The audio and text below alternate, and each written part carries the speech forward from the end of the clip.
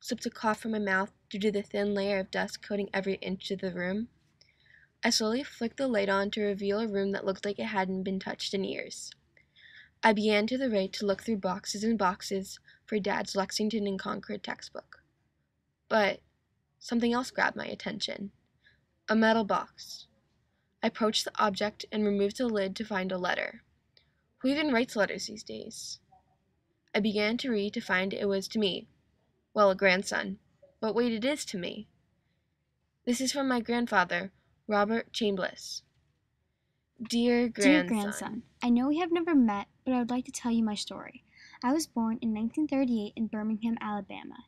In 1961, at the age of 22, I joined the Ku Klux Klan as one of the 8,000 members. The Ku Klux Klan is a group that believes in white supremacy. We were against all social change, especially against African Americans. We hated anyone who didn't support segregation. My Klan did not want the African Americans to have any of the same rights as white people.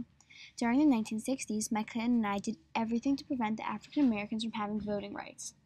The KKK and I used violence and terrorization to frighten African American people. In 1963, KKK members and I bombed the 16th Street Baptist Church in Birmingham, Alabama, killing 4 young African American girls. In 1964, the KKK and I murdered 3 civil rights workers. Also, my Klan and I murdered 2 African American teenagers in 1964. However, many of our actions went unreported because we formed alliances with the Southern Police. In 1961, when the Freedom Riders arrived in Birmingham, the police gave my Klan 15 minutes to brutally attack the brave riders before the police showed up. I hope, after reading this letter, you will understand how awful my Klan and I were to the innocent people taking part in the civil rights movement. As you can see, the Ku Klux Klan had a huge impact on the civil rights movement. No words can describe how sorry I am for my actions. Now, more than 5 years later, I realize that I deserved this sentence in prison. I was young and ignorant. I grew up surrounded by closed-minded people. It wasn't until I was sent to jail and lived side by side with men of color that I realized we were all equal and the same. Skin color does not matter.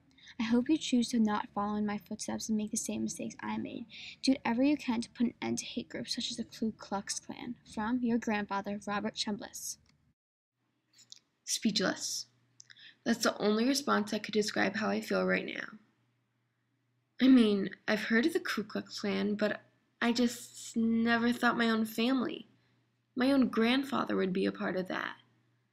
Mom told me that he died before I was born, but I never really asked how. But I guess now I know the better question is why? Why does he want me to fix his mistakes? How can he tell me that I need to make sure this group doesn't exist anymore? I'm angry. I'm so angry. I mean, they don't even exist anymore, right? I think so. I hope so. Before another thought of frustration came into my head, I zipped down the stairs to see if these people still live among us. Rapidly, I typed in Ku Klux Klan today into the search engine to find that there is more than 200,000 members of the KKK spread out throughout the country. That means there are 192,000 more members than when my grandfather wrote this letter. Today, people come together in small independent chapters throughout the U.S. to celebrate white culture and to take back what is rightfully theirs. Just the thing to hear to make your stomach go up in butterflies.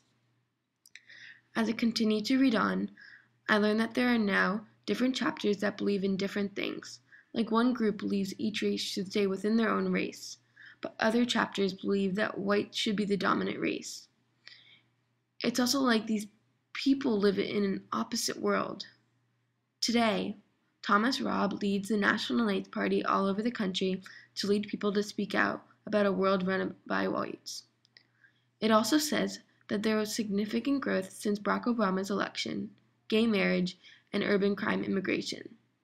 That it is comforting to know the history of violence and the decline of young racist activists willing to join is why people aren't joining the movement today.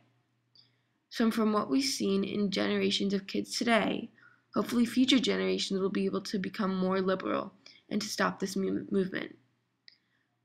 But I think my biggest thought on this is no longer about my grandfather's past and what he did, but really, is it okay for Americans to have this right of freedom of speech and peacefully assemble when discriminated against other groups? Is this really a right we are allowed to have as a citizen in America?